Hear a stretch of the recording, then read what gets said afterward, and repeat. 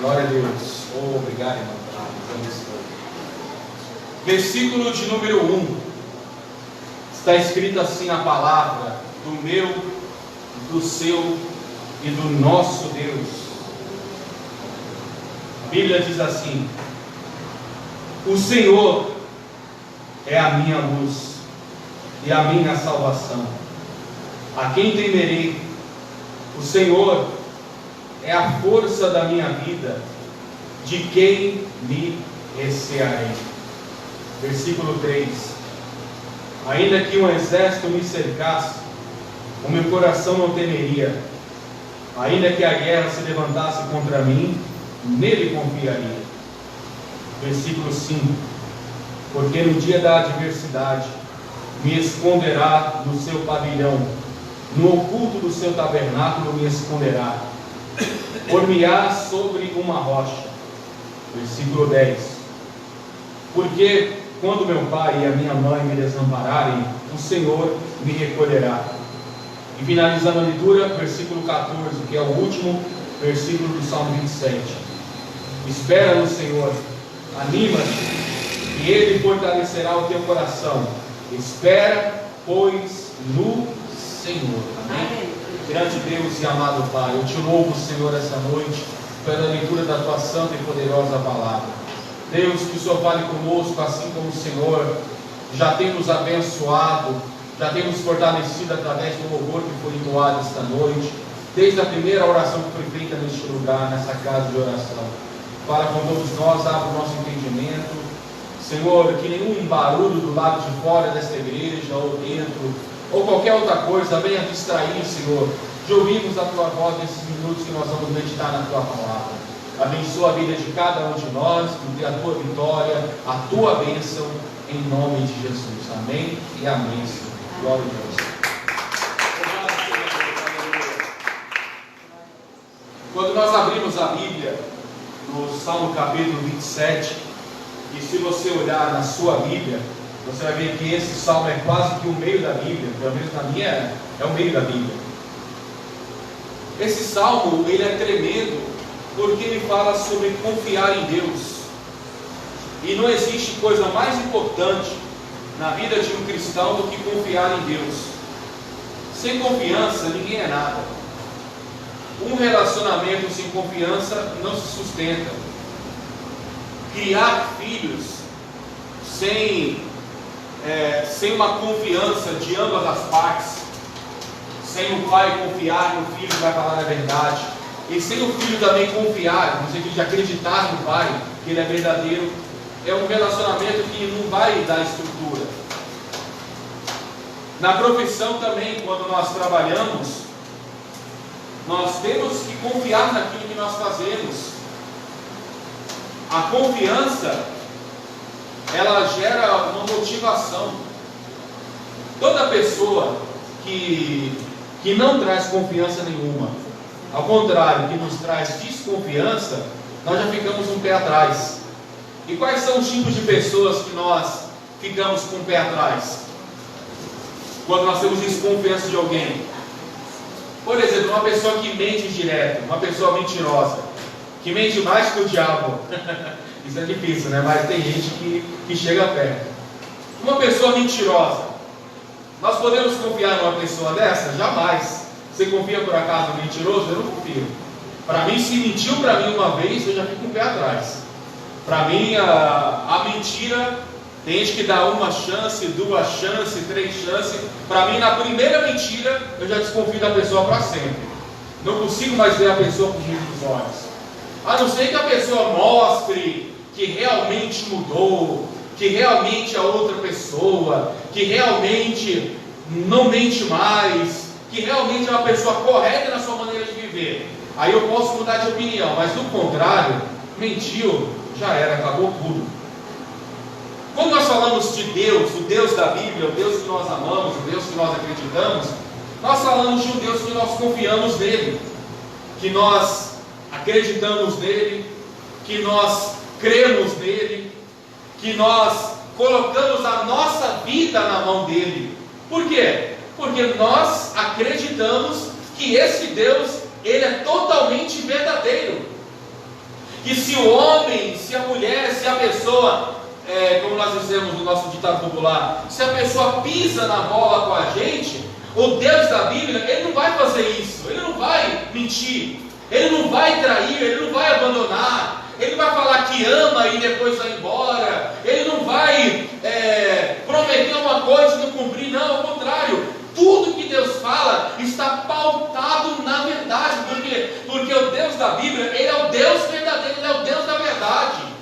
A prova disso que nós podemos ver, que nós até lemos aqui, está no versículo 10, quando ele diz: porque quando meu pai e a minha mãe me desampararem, o Senhor me recolherá.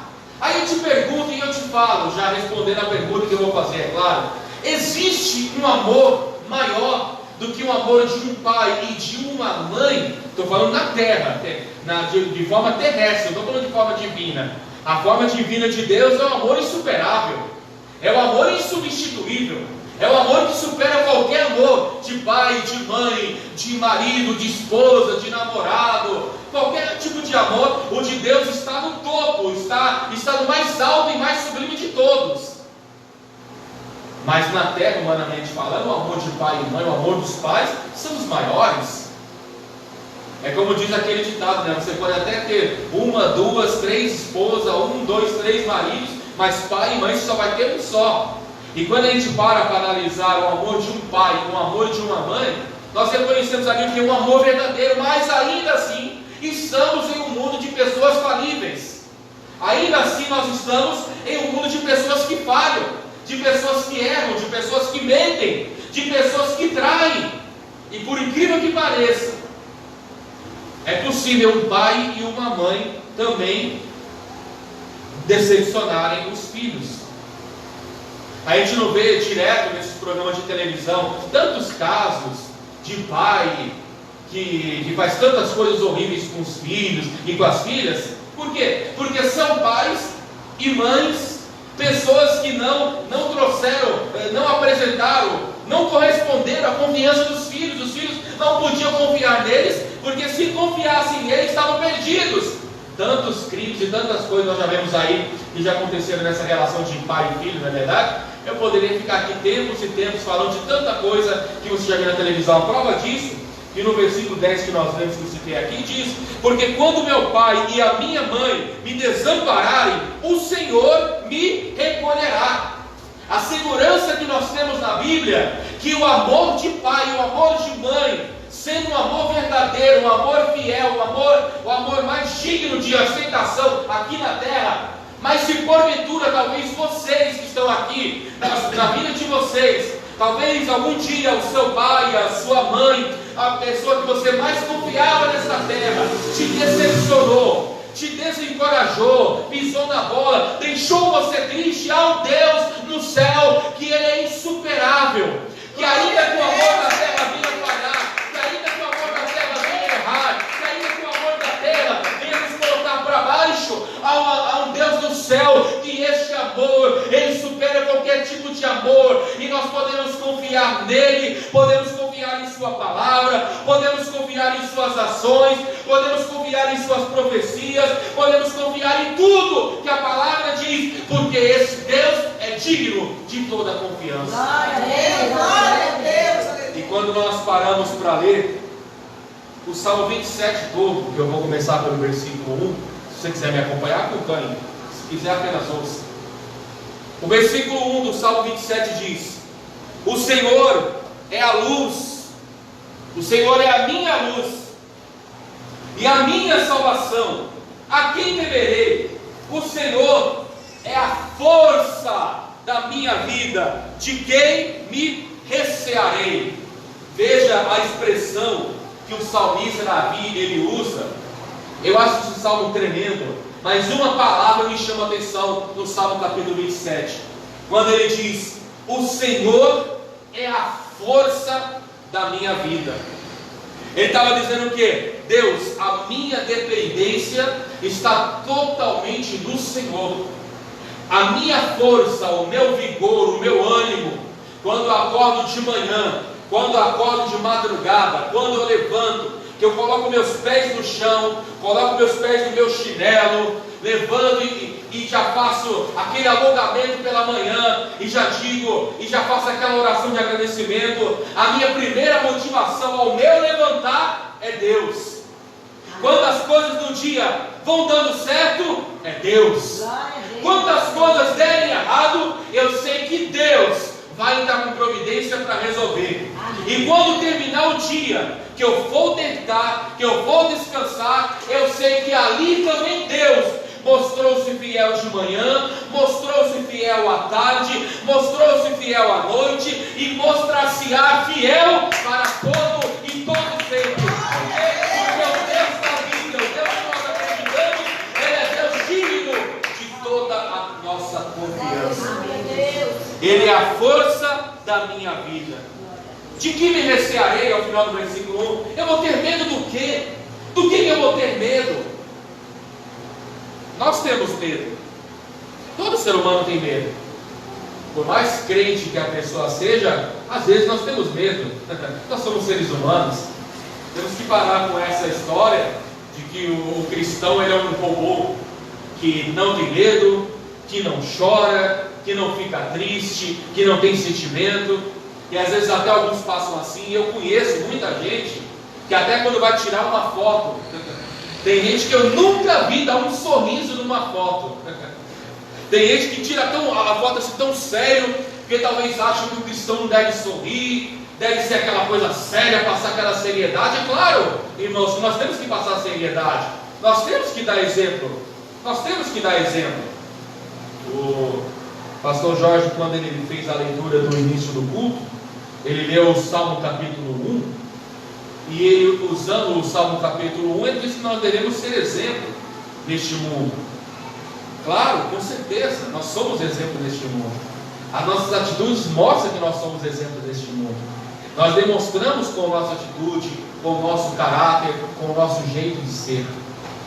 Mas a questão de sorrir e de ser feliz, irmão, não vai tirar a nossa credibilidade. A Bíblia vai dizer no livro de Provérbios que um coração alegre, ele aformoseia o rosto. O que quer dizer aformoseia o rosto? Deixa o rosto mais bonito. Quando você sorri, você deixa a vida mais bela, mais maravilhosa. Mas não é aquele sorriso falso, fingido, parecendo um ator, porque tem pessoas que só interpretam, tem pessoas que são personagens. E isso é triste que eu estou falando aqui, mas é verdade. Tem pessoas que são um personagem. Na frente dos outros é feliz, é alegre, é sorridente, mas fora dos bastidores, fora das câmeras, fora dos cultos, e como eu já falei aqui várias vezes, dentro da igreja todo mundo é feliz, todo mundo é alegre, todo mundo é de bem com a vida. Mas o que vai demonstrar realmente o seu caráter como cristão, muito mais do que você aqui dentro, é você lá fora, como você é lá fora. Como você é dentro da sua casa, como você é no seu local de trabalho. Eu já conheci muita gente picareta, que dizia que era de Deus, que dizia que era evangélico, que dizia que era uma bênção, mas lá fora fazia um papelão, só envergonhava o nome de Jesus, só envergonhava o Evangelho. E isso, irmãos, nós não podemos admitir. A nossa vida não foi feita para envergonhar o Evangelho do Senhor Jesus. A nossa vida não foi feita para trazer vergonha para a Bíblia, para vergonha para a palavra. O que Deus requer dos seus filhos é orgulho. Se Deus ele é pai e nós somos filhos, qual é o maior orgulho que um pai vai ter de um filho? Quando o filho traz orgulho para o seu pai. Se Deus é o nosso pai, é o nosso Senhor, é o nosso Rei, é o nosso Redentor, nós temos que trazer motivos que ele venha se orgulhar de nós. Dizer, ali está o meu filho, ali está a minha filha, que sempre traz orgulho para mim, aleluia. Porque o Deus da Bíblia, Ele está sempre nos assistindo, Ele sempre está olhando para nós, Ele sempre está nos vendo, Ele acompanha o nosso dia 24 horas por dia. Mas como eu estou falando aqui de confiança, que o meu foco hoje é falar de confiança em Deus, o foco da Bíblia é que Davi dizia que o Senhor era a força da vida dele, e ele não temeria nada. Eu não vou aqui contar a história bíblica, porque eu não vim aqui para contar a história da Bíblia. Mas quando Davi lutou com Golias, ele já estava plenamente confiante que ele ia vencer. Ele já estava completamente confiante que a vitória já seria dele. E por que ele estava confiante? Porque Davi ele era um guerreiro preparado, ele era treinado na arte militar, Davi era treinado na guerra, Davi ele conhecia artes marciais, conhecia Kung Fu, Karatê e até capoeira brasileira ele conhecia. Não, meus irmãos, Davi nem era militar, Davi não era guerreiro, Davi simplesmente era um pastor de ovelhas, ele era um garoto, ele era um menino simples, ele era uma pessoa desprovida de um visual de guerreiro. Mas Davi, ele tinha uma coisa dentro dele, ele tinha uma confiança plena que Deus daria a vitória a ele no momento da guerra. Quando Davi pisou o pé no campo de batalha, no cenário de combate, ele sabia que ele já ia vencer, ele já entrou sabendo que a vitória era dele. Nós temos que aprender com a Bíblia, meus irmãos. Quando nós entramos em uma batalha na vida, quando nós enfrentamos uma batalha, seja em qualquer área que você talvez esteja passando, familiar, conjugal, na saúde, financeira, ministerial, espiritual, seja qual for a área que você está passando, a guerra que você está enfrentando, já entre nesta guerra sabendo que Deus é com você, Ele está nas suas palavras, Ele está na sua oração, Ele está na sua fé. Você não entrou para perder, você entrou para ganhar, e a vitória já é tua em nome de Jesus. Nesta noite eu estou aqui para profetizar que o Deus da Bíblia te dará vitória nesta guerra que você está passando. A vitória é tua em nome do Senhor Jesus Cristo. Glória a Deus. Versículo 2. Versículo 2 do Salmo 27. Quando os malvados, meus adversários, meus inimigos, investiram contra mim para comerem as minhas carnes, tropeçaram e caíram. Versículo 3. Ainda que o exército me cercasse, o meu coração não temeria. Ainda que a guerra se levantasse contra mim, nele confiaria. Aleluia. Veja o perfil do guerreiro Davi. O perfil dele era saber, em primeiro lugar, que os adversários dele só queriam a derrota dele. O inimigo não é bom, os adversários não são bons. Infelizmente é a mais pura verdade. Neste mundo nem todos são amigos, nem todos vão querer o nosso bem, nem todos vão querer a nossa vitória. Há pessoas que dão tapinha em nossas costas, dizem que são amigos, dizem que são ajudadores, mas no dia que vocês fizerem uma coisa que não é do agrado delas, no dia que você, porque tem pessoas que querem que a gente faça o que a pessoa quer, quer que nós sejamos o que as pessoas querem, e nós temos que ser aquilo que nós queremos. Nós não podemos ser um fantoche guiado pelo que as pessoas querem que nós sejamos. Temos que ter opinião própria, temos que ter voz própria. Davi, ele sabia que no campo de batalha só tinha inimigo, e ele usa a expressão aqui dizendo que as pessoas até queriam comer a carne dele. Mas a confiança, em segundo lugar, que Davi apresenta, a segunda coisa que Davi apresenta na guerra, primeiro é saber que nem todo mundo era amigo e todo mundo só queria o mal dele. Mas em segundo lugar, é saber que na guerra, o Deus da Bíblia seria com ele. Quando ele diz, ainda que o exército me cercasse, o meu coração não temeria, ainda que a guerra se levantasse contra mim, nele confiaria. Ele sabia que a guerra já estava declarada, ele sabia que a guerra seria difícil, ele sabia que a luta seria difícil. Quem foi que disse que as lutas nessa vida são fáceis de enfrentar? Quem foi que disse que as coisas que nós passamos são difíceis de vencê-las? Tem coisas que é, tem coisa que é mamão com açúcar, tem coisas que nós enfrentamos facilmente, mas tem coisas que não. Tem coisas que somente a ajuda de Deus pode nos garantir a vitória. E a Bíblia diz que Davi, ele sabia que Deus daria a vitória para ele. Terceira coisa, Davi no cenário de guerra sabia que a vitória não viria dos homens, mas viria de Deus.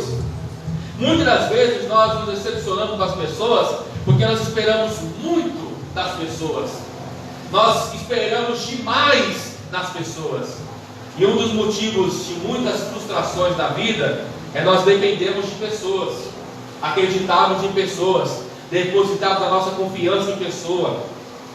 É igual aquela pessoa que você abriu o coração com a pessoa, você desabafou, você contou os seus problemas, você falou das suas lutas, esperando a pessoa te dar uma guarida, te dar uma ajuda, te dar um consolo, e a pessoa sai falando mal de você pelas costas, a pessoa sai contando para todo mundo, fofocando o que você falou para a pessoa. É difícil isso. E no mundo hoje em dia é isso. No mundo hoje em dia é difícil a gente encontrar uma pessoa que a gente pode falar e desabafar nossos problemas, de uma forma de pedir um aconselhamento, de que a pessoa guarde para ele e guarde para ela. Hoje em dia é difícil até você conversar com as pessoas que muitas delas se dizem de Deus, né? Que muitas vezes são fofoqueiras. A gente vai conversar para a pessoa um problema, pedir uma ajuda, pedir um aconselhamento. Daqui a pouco a igreja toda está sabendo o que nós estamos passando. Daqui a pouco todo mundo está sabendo. Por quê? Porque aquela pessoa não é digna de confiança. Mas Davi sabia que no cenário de guerra ele não podia confiar nas pessoas, não podia confiar em Deus. Por isso que ele disse: ainda que um exército me cercasse, o meu coração não temeria. Ainda que a guerra se levantasse contra mim, nele confiaria. Todo o sucesso de Davi, meus irmãos, se deve a uma coisa: Deus. Aí você vai dizer: tudo bem, eu acredito em Deus, eu confio em Deus. Qualquer pessoa no mundo que você falar aí fora vai dizer que confia e acredita em Deus. Qualquer pessoa. As pessoas que não são da igreja, que você vai falar, até no carnaval que terminou agora, se você chegasse lá no carnaval, até porque crente não pode estar no carnaval, o lugar do crente não é lá, não existe essa liberdade que eu posso estar em todo lugar. Você não pode, não. Você é servo de Deus, existem lugares que você não pode ir. Por quê? Porque ali é lugares que você vai se contaminar com as coisas que estão acontecendo ali. Mas se por acaso você fosse lá na folia, você fosse lá curtir o carnaval, e você chegasse com qualquer pessoa e falasse assim: você confia em Deus? A pessoa vai dizer: eu confio. Você acredita em Deus? Acredito. Você tem Deus? Eu tenho. Porque todo mundo fala isso, meus irmãos. O mundo todo fala isso. Mas nós entendemos verdadeiramente que ter Deus, ser de Deus, é muito além do que palavras. Porque falar, até papagaio fala. Como é que nós provamos verdadeiramente que nós somos pessoas de Deus, pessoas escolhidas por Deus, pessoas que verdadeiramente servem a Deus? O próprio Salmo vai dizer, não sou eu, é a Bíblia que diz. Se você está com a Bíblia aberta, você vai ler que no versículo 4, Davi vai dizer assim: uma coisa pedi ao Senhor e a buscarei, que eu possa morar na casa do Senhor todos os dias da minha vida, para contemplar a formosura do Senhor e aprender no seu templo. Por uma coisa pedi ao Senhor e a buscarei, que eu possa morar na casa do Senhor todos os dias da minha vida, para contemplar a formosura do Senhor e aprender no seu templo. Davi dizia o quê? Senhor, eu apenas não falo que eu te amo, que eu te sirvo, que eu te adoro da boca para fora. Eu frequento uma igreja, eu estou congregando na igreja, eu estou servindo na igreja, eu estou adorando na igreja. Um dos maiores inimigos nos dias de hoje, nesse século 21, que os pastores, os que estão à frente da igreja enfrentam, é quando uma pessoa é evangelizada, uma pessoa aceita Jesus, uma pessoa recebe Jesus, e a pessoa fala assim: não preciso mais congregar na igreja não, porque a igreja sou eu sou a igreja, e não preciso estar em templo. Essa pessoa está contradizendo completamente a palavra de Deus. A Bíblia nunca foi contra a igreja. Jesus nunca foi contra templo nenhum. Jesus não, é os homens que são contra a igreja. É as pessoas humanas, inchados na sua sabedoria carnal, que é contra a igreja. Jesus nunca foi contra a igreja. Jesus pregava nas igrejas. os apóstolos congregavam nas igrejas. E a Bíblia vai dizer em dois textos, um nos Evangelhos e outro em livro de Atos, vai dizer que sempre os apóstolos estavam no templo. O templo é a igreja. E no Atos também vai dizer que eles estavam também na igreja todos os dias. Ou seja, nos Evangelhos e em Atos vai dizer que eles estavam sempre no templo, e no outro texto vai dizer que eles estavam todos os dias no templo. Se não, vamos ler. Se eu não me engano, é o final do Evangelho de Lucas. Isso mesmo, Lucas capítulo 24. Jesus está subindo ao céu, Ele está indo ao céu. Para você que pensa que não precisa estar na igreja, não precisa congregar, que isso não é importante, vamos ler na Bíblia então. Lucas capítulo 24, esse versículo vai contra os desigrejados. Lucas capítulo 24, versículo 53. Vamos ler a partir dos 50. Lucas capítulo 24, versículo 50. E os levou fora até Betânia, levantando as suas mãos, os abençoou. Jesus abençoou os apóstolos. Versículo 51. E aconteceu que, abençoando-os, ele se apartou deles e foi elevado ao céu. Jesus começou a subir para o céu. Os apóstolos ficaram na terra, porque ninguém subiu ao céu. Nenhum apóstolo subiu ao céu, Maria não subiu ao céu, ninguém subiu ao céu, só Jesus subiu ao céu. Versículo 52. E adorando eles, tornaram com grande júbilo para Jerusalém, porque eles estavam em Betânia. E agora eles voltaram para Jerusalém, voltaram para a sua cidade. Quando chegaram na sua cidade, veja o que diz o versículo 53. E estavam sempre no templo, louvando e bendizendo a Deus. Amém. Aonde estavam os apóstolos? Sempre na igreja, louvando e adorando ao nosso Deus. Aleluia. Amém. Estavam sempre no templo. Agora veja o que diz Atos. A gente sabe que Atos é a sequência do livro de Lucas. Então o que eu vou ler agora é depois desse acontecimento. Atos, capítulo de número 2. Atos, capítulo de número 2.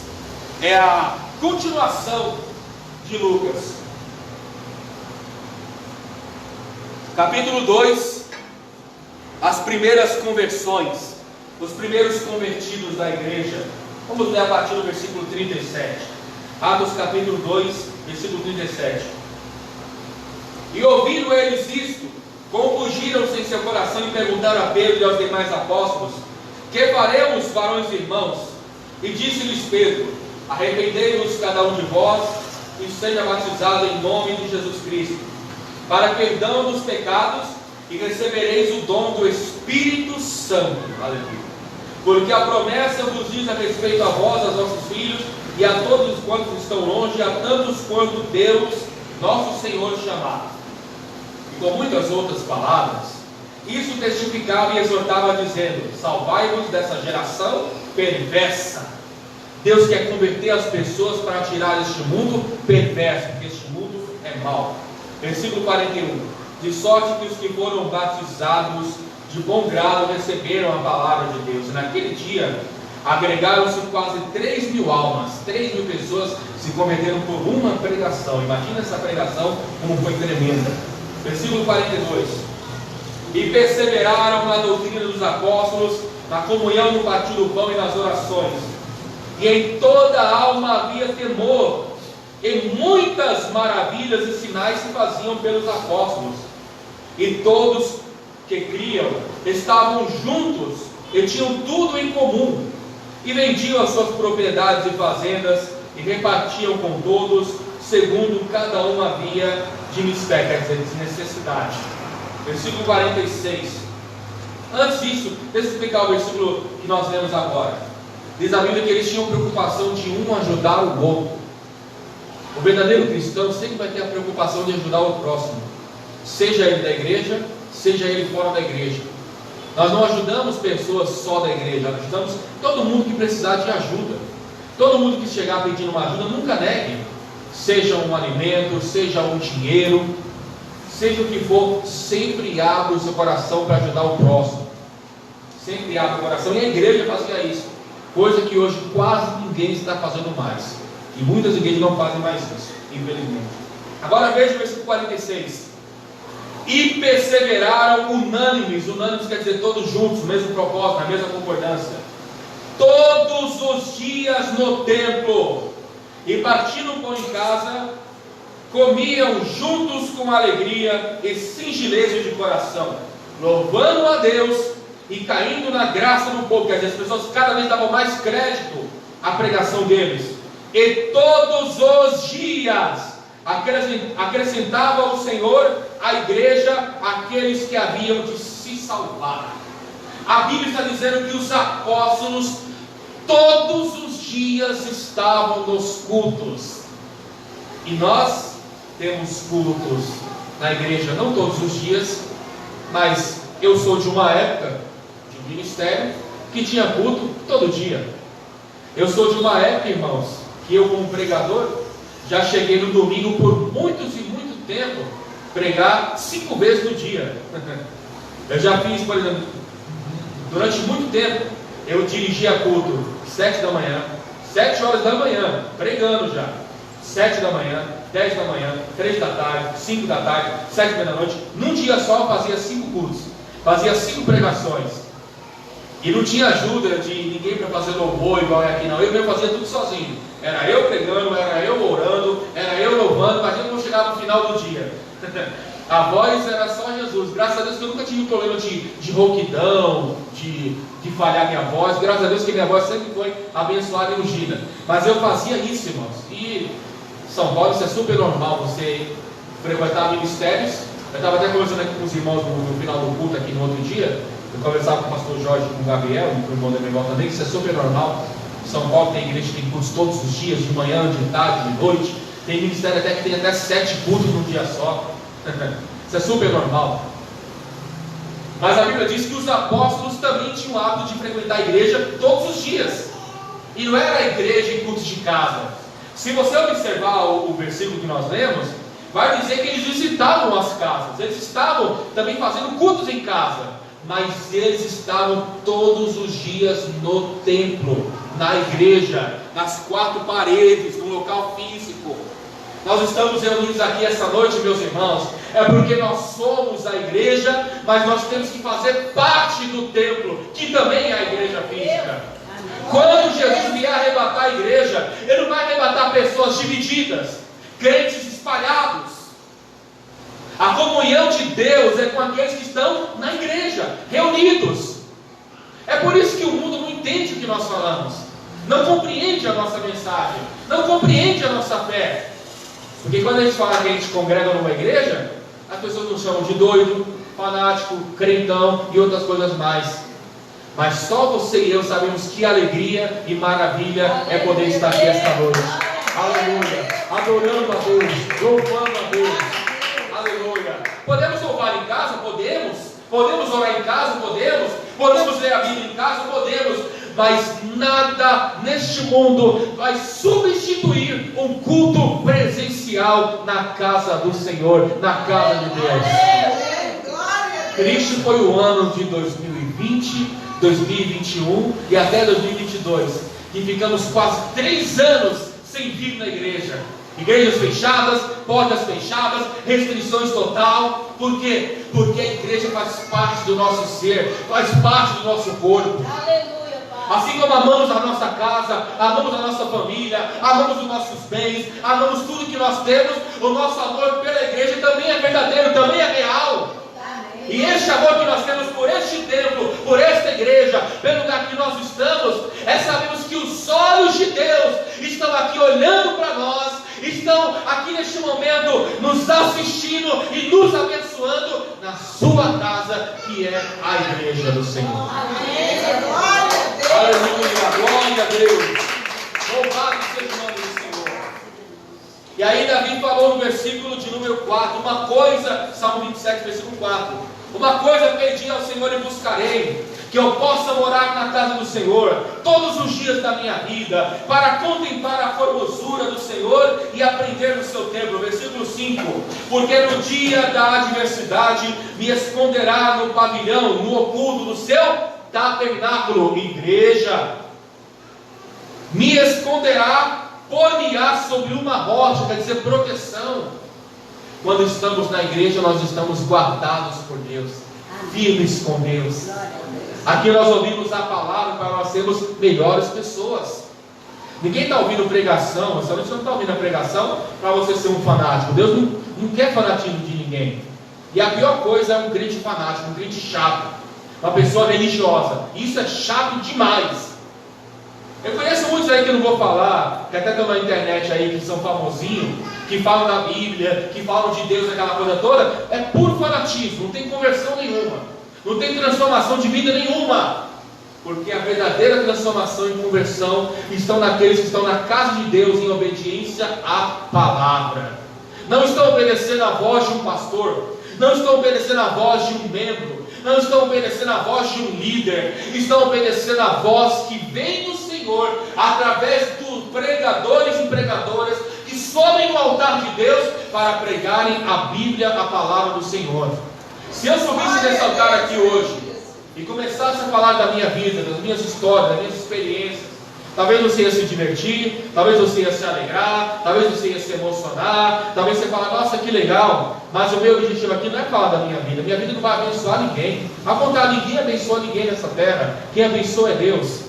Eu não vim aqui para contar a história da minha vida, eu não vim aqui para dizer, olha, eu fiz isso, eu fiz aquilo, eu sou isso, eu sou aquilo. Eu vim para dizer que Deus é isso, Deus é aquilo, Deus pode isso, Deus pode aquilo, Deus transforma isso, Deus transforma aquilo, Deus cura este, Deus cura a pessoa, Deus transforma, Deus prospera. Eu vim aqui falar de Deus, o Deus da Bíblia, o Deus de Abraão, o Deus de Isaac, o Deus de Jacó, o Deus de Davi, o Deus que Davi ia para a igreja, mas sabia que lá ele ia encontrar, que ele podia entrar com o coração triste e chateado, mas ele voltaria alegre. Por quê? Porque o Espírito Santo que está neste lugar, ele alegra o nosso coração, ele conforta o nosso coração, ele enche o nosso coração de paz. E nesta noite, Deus quer encher você de paz, quer encher você de alegria, quer encher você de bênção, porque neste lugar, Deus aqui está. Louvado seja o nome do Senhor Jesus. Versículo 6. Versículo 6 vai dizer assim: também a minha cabeça será exaltada sobre os meus inimigos que estão ao redor de mim, pelo que oferecerei sacrifício de júbilo no seu tabernáculo. Novamente ele fala da igreja: oferecerei sacrifício, adoração na igreja. Cantarei, sim, cantarei louvores ao Senhor. Davi não falou cantarei música. Uma coisa que me irrita, meus irmãos, é quando eu vejo um cristão do servo de Deus falando música, usando a expressão música ao invés de louvor. Na igreja não tem essa de música, aqui não tem músico, aqui tem louvor, tem adoração. Nós vamos cantar agora uma música que ela vai dizer sobre Deus. Não, nós vamos entoar louvores a Deus. Aqui não tem música, aqui tem louvor. Porque hoje o mundo está substituindo o linguajar da igreja. No passado era louvor, hoje em dia é música. No passado era pastor, era bispo. Hoje nem é mais. As expressões vão se renovando há tanto tempo, né? Que depois começou um negócio aí de apóstolo, depois começou o palestrante, os palestrantes, depois virou os conferencistas. E hoje em dia essas palavras são totalmente ultrapassadas, obsoletas. Hoje em dia é coach. Nós vamos receber o coach que vai trazer aquela palavra, e é só massagem de ego, é só palavra que vai alegrar você, tal, não vai te ensinar nada, não vai te doutrinar em nada. O verdadeiro ensinamento, irmãos, ainda está na Bíblia, não é ensinamento do mundo, não vem de mim. Eu repito mais uma vez, se eu subo nesse altar e eu só falo da minha vida, eu só falo de mim, nada vai acontecer, meus irmãos. Mas se eu orar no nome de Jesus, o nome de Jesus vai operar. Não porque eu sou uma coisa, mas porque Deus, Ele é tudo. Louvado seja Deus. Quando você vai orar por alguém, você vai interceder por alguém, e você fala em nome do Senhor você usa o nome de Jesus, e a autoridade que Deus te deu é neste nome e nesta autoridade que Deus lhe usa para trazer a bênção para aquela pessoa. Louvado seja Deus. Glória a Deus. Aleluia. Santo é o nome do Senhor. E Davi, ele expressava essa confiança. Ele sabia que ele estar na igreja trazia mais confiança a ele. Versículo 7. Ouve, Senhor, a minha voz quando clamo. Tem piedade de mim, responde-me. Quando tu disseste, buscai o meu rosto, meu coração te disse a ti, o teu rosto, Senhor, buscarei. Não esconda de mim a tua face, não rejeite ao teu servo na tua ira, com ira. Tu foste a minha ajuda, não me deixes, nem me desampares, ó Deus da minha salvação. Porque quando meu pai e a minha mãe me desampararem, o Senhor me recolherá. Ensina-me, Senhor, o teu caminho, e guia-me pela vereda da direita, por causa... Aleluia, Deus. Guia-me na vereda da direita, por causa dos teus... Por causa dos que andam espiando. Não me entregues à vontade dos meus adversários, pois quando falsas testemunhas contra mim respiram crueldade. Davi estava dizendo aqui, e os versículos que nós lemos, os versículos de número 6, 7, 8, 9, 10, 11 e 12 mostra que Davi, ele fez uma oração a Deus, e nessa oração ele apresenta os problemas, ele apresenta as adversidades, ele apresenta as lutas, mas ele apresenta a solução. Ele fala: Deus, eu estou passando por muitos problemas, pessoas querem me destruir, pessoas querem me prejudicar, mas o Senhor é quem me ajuda. Ele fala isso no versículo de número... Vamos ler novamente, versículo... Até me distraí com o microfone aqui até. Versículo 12. Quando me entreguem à vontade dos meus adversários, pois levantam-se várias testemunhas contra mim, e os que respiram crueldade. Ele fala o quê? Pessoas querem ser cruéis comigo, querem me destruir completamente. No versículo 11, ele diz que Deus o ensinaria o caminho que ele deveria andar. A direção nossa, ela vem da palavra de Deus, completamente. E no versículo 9, no final dele, ele diz: tu foste a minha ajuda. Deus, o Senhor me ajudou quando eu mais precisei.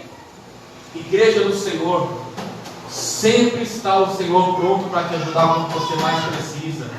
Sempre está o Senhor com as mãos estendidas para você quando você mais precisar. Deus não está de costas para você. Deus não está com os olhos fechados que não está te vendo. Deus não está com os ouvidos tampados que não está me ouvindo. Ao contrário, Ele te ouve, Ele te vê, Ele te assiste e Ele ajuda você e te dá vitória para a glória do nome do Senhor. Aleluia. Glória a Deus. Glória a Deus. O Senhor é o nosso ajudador. Glória a Deus. No versículo 13 diz assim, versículo 13: pereceria sem dúvida, se não cresce que veria os bens do Senhor na terra dos viventes. Sabe o que está dizendo? Senhor, se não fosse o Senhor, eu nem estaria aqui hoje. Eu pereceria. No dia aqui no estudo bíblico, nós comentamos um pouco sobre essa palavra perecer. Vamos lembrar disso, até um prêmio esse dia. E eu lembro que nesse dia eu tinha até postado uma foto, sem saber que ia gerar essa discussão toda, né? Eu postei uma foto de um lugar explodindo e a pessoa comentando assim: o que aconteceu depois de eu expressar a minha opinião? Eles saberam que mais tarde realmente explodiu uma bomba. Esse dia foi polêmico. Se você faltou, você perdeu esse dia. Cada um devia estar com um capacete, escudo, que esse dia foi, como nós vemos, foi cruel. Mas naquele dia nós falamos sobre a palavra obedecer. A palavra obedecer quer dizer o quê? Sofrer. Quando a Bíblia diz em João, no capítulo 3, versículo 16, que Deus amou ao mundo de tal maneira para que todo aquele que nele crê não pereça, mas tenha vida eterna. A palavra obedecer, se você olhar no dicionário, quer dizer o quê? Pessoa que está sofrendo. Então, quando a Bíblia fala que Deus enviou Jesus para a gente não perecer, quer dizer, Deus enviou Jesus para nos tirar do sofrimento, aleluia, da luta, da dificuldade. Não existe isso de Deus se alegrar com você sofrendo, com você passando luta, com você passando necessidade. Davi falava: Senhor, se não fosse o Senhor, nem aqui eu estaria mais. As lutas teriam me vencido, os inimigos teriam me destruído, eu não estaria mais vivo hoje. Quantos testemunhos maravilhosos nós ouvimos na igreja de pessoas que dizem assim: olha, eu era isso, eu era aquilo outro, eu fiz isso, eu fiz aquilo outro, eu poderia estar até morto hoje. Não estou, por quê? Porque Deus me trouxe antes, me salvou, me libertou. Por quê? Porque a mão de Deus entrou antes do inimigo destruir. Ah, meu irmão, você não consegue enxergar, nem eu enxergo, ninguém neste mundo enxerga. Mas se os nossos olhos espirituais se abrissem por 10 segundos, nós veríamos quantos anjos de Deus estão neste lugar sobrevoando. Nós veríamos nas ruas quantos demônios estão destruindo, tragando vidas, usando pessoas para guerrear um contra o outro, e nós não podemos enxergar, mas a Bíblia diz no próprio Salmo que os anjos do Senhor acampam-se ao nosso redor e nos livra. Quer dizer, nós estamos andando, os anjos de Deus estão andando um à nossa direita, outro à nossa esquerda, um à frente, um atrás, um acima, estão nos rodeando, nos protegendo, nos guardando. A Bíblia diz que o diabo anda ao nosso derredor, querendo nos tragar como um leão. Sabe o que quer dizer a palavra derredor? Por exemplo, aqui está o copo. Vou até tomar mais um gole. Aqui está o copo de água. O copo está acima, está aqui. Podemos dizer que esse suporte é o redor. O derredor seria aonde ele está. Você pode ver, poderia muito bem pegar e colocar o copo aqui. Ele só estaria em um lugar. Como ele está aqui em cima, isso aqui torna-se o derredor dele. Então o derredor é o que está do lado de fora. O que está dentro é aquilo que protege. Porque se isso aqui não protegesse o copo, talvez o copo cairia. Isso aqui está para proteger o copo, para evitar que o copo caia. Irmãos, quando nós estamos andando nas ruas, quando nós estamos no nosso dia a dia, os anjos do Senhor estão nos guardando. Nós não dobramos o joelho para anjo, nós não adoramos anjo, porque a Bíblia fala em Apocalipse, no capítulo 22, que o anjo não é digno de adoração, ninguém pode adorar anjo. Nós adoramos o Senhor, mas Deus envia os anjos dele para nos guardar, para nos proteger, para nos livrar. Aleluia! Ele enviou um anjo lá na cova com Daniel, e ele livrou Daniel da boca dos leões. Ele enviou o anjo lá onde estava Sadraque, Mesaque e Abednego, e eles foram guardados. Deus enviou o anjo lá no Egito, quando eles estavam diante daquela situação entre eles e o mar vermelho. O mar se abriu, mas quem guardou o povo de Israel durante aquela travessia ao mar foi os anjos do Senhor. Os anjos de Deus nos foram enviados para nos proteger. Louvado seja o nome de Jesus por enviar os seus santos anjos para nos ajudar. Finalizando o versículo 14, para nós encerrarmos a palavra. O versículo 14 diz: espera no Senhor, anima-te, e Ele fortalecerá o teu coração. Espera, pois, no Senhor. Amém. Davi termina o Salmo 27 de forma simples, com uma palavra simples, porém muito edificante. Espera no Senhor. Em primeiro lugar, temos que esperar em Deus. Se nós esperarmos os problemas nos atingem. Se nós só esperarmos o pior vem. Se você for uma pessoa pessimista, você só vive de problema. Se você for uma pessoa pessimista, que só fica, vai me acontecer uma coisa ruim, hoje o dia vai dar errado, nossa, eu estou vendo que não vai dar certo. Não vai dar certo mesmo, por quê? Porque a sua mente já colocou que tudo vai dar errado. Mas quando você é positivo, quando você é um sério, sabe, você acredita na palavra, você sabe que por mais que você esteja em um buraco, em um túnel, você sabe que a luz vai brilhar lá no fim do túnel. E lá de dentro do buraco vai vir uma mão que vai te tirar de lá de dentro. A Bíblia Sagrada vai dizer no Salmo 91 que nós andaríamos, e ainda que 1000 caíssem ao nosso lado, 10.000 à nossa direita, nós não seríamos atingidos. Por quê? Porque nós esperamos no Senhor, não esperamos no homem, não esperamos em ninguém nessa terra, esperamos somente no Senhor. Em segundo lugar, no versículo 14 diz: anima-te, anima-te. A Bíblia fala que Davi, ele era um homem animoso, ele era um homem animado. Você não pode ser desanimado. As pessoas têm que ver Deus na sua vida. Como é que você pode passar a Deus se você é uma pessoa desanimada? Se você é uma pessoa para baixo, uma pessoa triste?